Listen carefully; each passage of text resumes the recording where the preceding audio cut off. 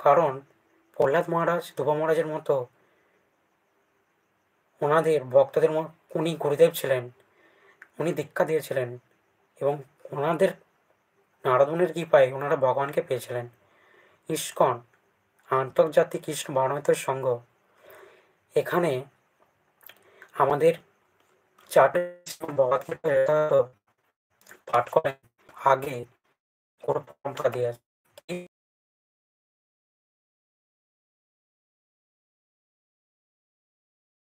মুনি, তারপর ব্যাসদেব, যিনি গীতা ভাগবত রচনা করেছেন, বিভিন্ন শাস্ত্র পুরাণ যুগ, দাপর যুগ এবং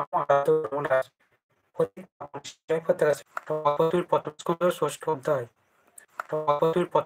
ষষ্ঠ অধ্যায় তাৎপর্যে কি বলছেন যে পরমেশ্বর ভগবান শ্রীকৃষ্ণ নারদ মুনিকে বীণা দান করেছিলেন, নারদ মুনিকে ভগবান বীণা দান করেছিলেন। সে কথা লিঙ্গ পুরাণে বর্ণিত রয়েছে।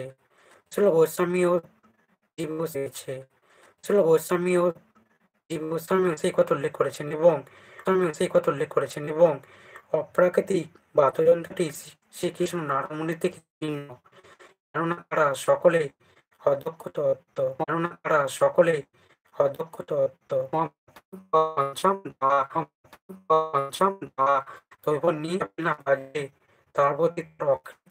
তার প্রতি কৃতজ্ঞতা প্রদর্শন করেন এবং এইভাবে তিনি নিরন্তর ভগবানের দিব্য মহিমা কীর্তন করেন এবং তার সেই অতীত উচ্চপদ দিকে তার কোনো পতন হয় না। নারদ মুনি পাদঙ্গ অনুসরণ করে জড় জগতের মুক্ত পুরুষের কর্তব্য হচ্ছে সারেগামা আদি সপ্তস্বরে যথাযথ সদ্ব্যবহার করে নিরন্তর পরমেশ্বর ভগবানের মহিমা কীর্তন করা, যে নির্দেশ ভগবান নিজেই ভগবদ্গীতায় দিয়েছেন। এই বল, তাহলে আমরা কি বুঝলাম যে ভগবান নারদ মুনিকে এই দিব্য বাদ্যযন্ত্রটি দিয়েছিল এবং তিনি সর্বদাই ভগবানের দিব্য নাম মহিমা করতেন।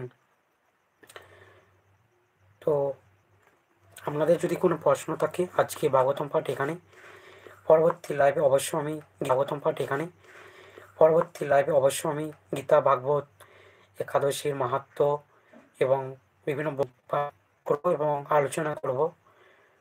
গুরু কৃষ্ণের কৃপায় আপনারাও কৃপা প্রার্থনা করুন, আশীর্বাদ করুন। তো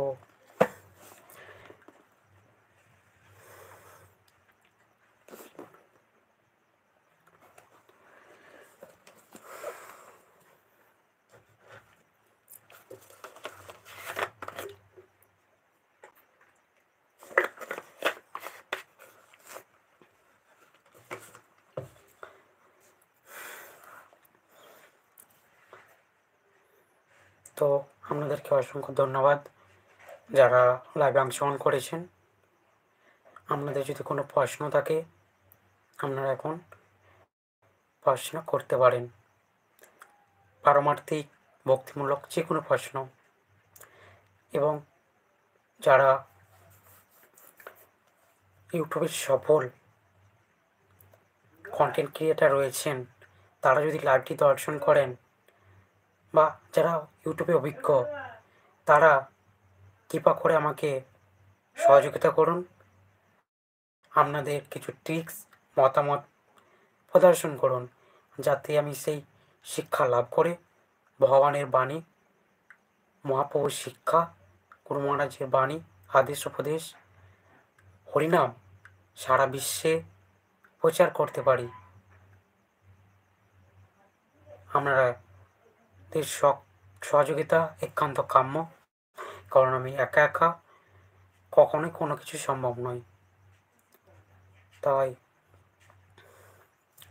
চটপট আপনারা সকলেই অংশগ্রহণ করুন যারা এখন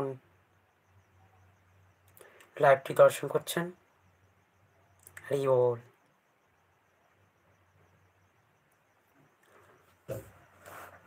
আপনাদের যদি কোনো প্রশ্ন থাকে প্রশ্ন করতে পারেন।